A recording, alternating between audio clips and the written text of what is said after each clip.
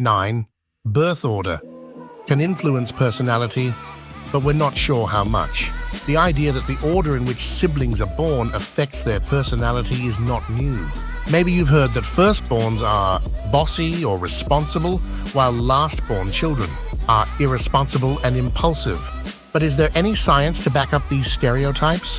For decades, pop psychology books have touted the effects of birth order on personality, but we really didn't have any hard evidence to support the theory.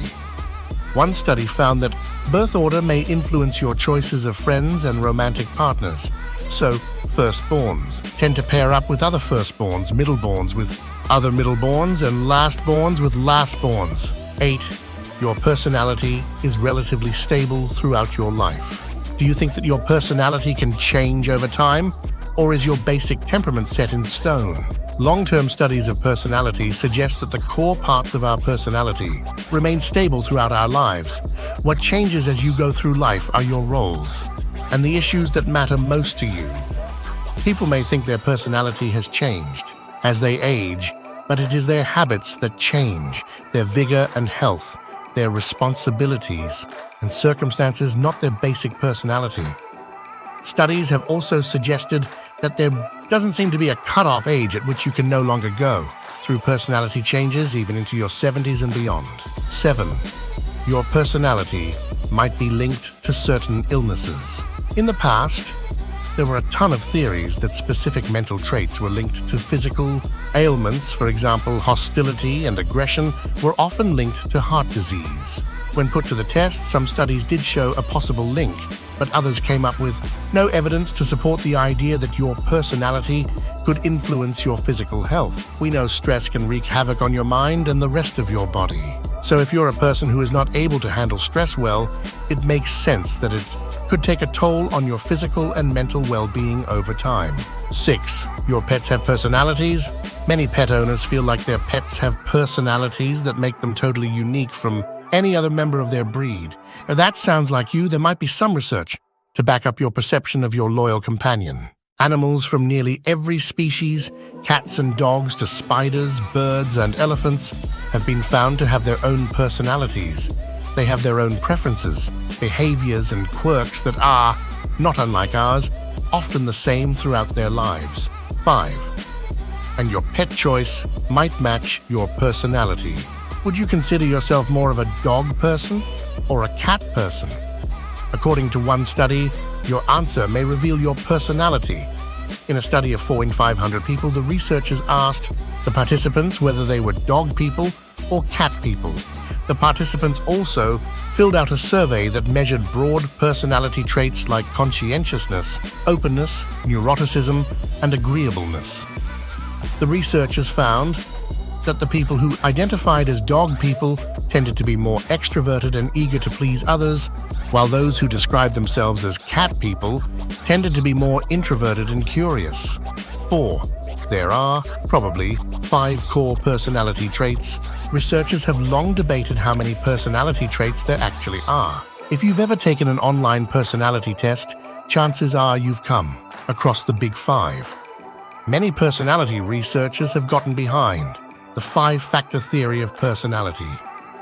This theory includes 5 broad personality dimensions that make up human personality.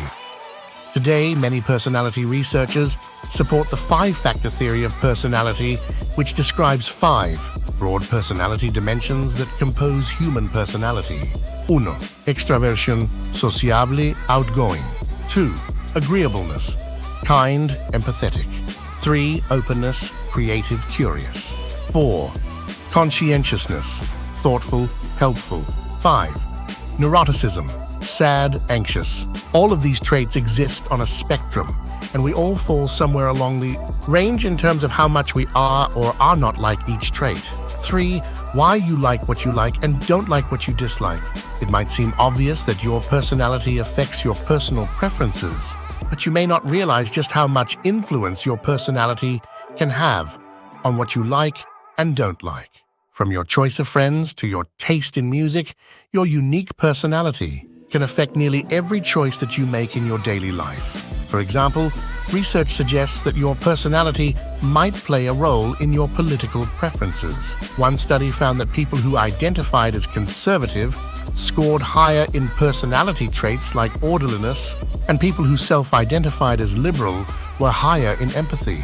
The results suggested that since our personalities may drive us to preserve order or express empathy, they could influence our decision to vote for one candidate over another. 2. Social media doesn't necessarily hide your real personality.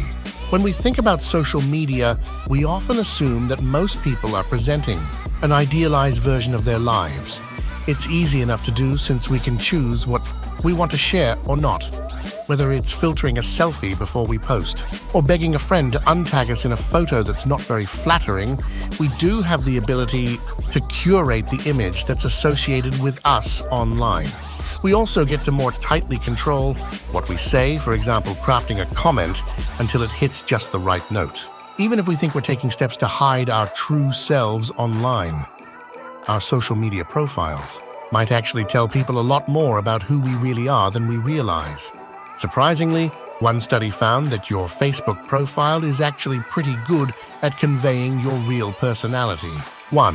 Being totally defined by a single personality trait is pretty rare. Cardinal traits are those that dominate your life to the point where it's what you are known for and even identified by. It was an interesting idea, but it's considered pretty rare for these traits to wholly define a person.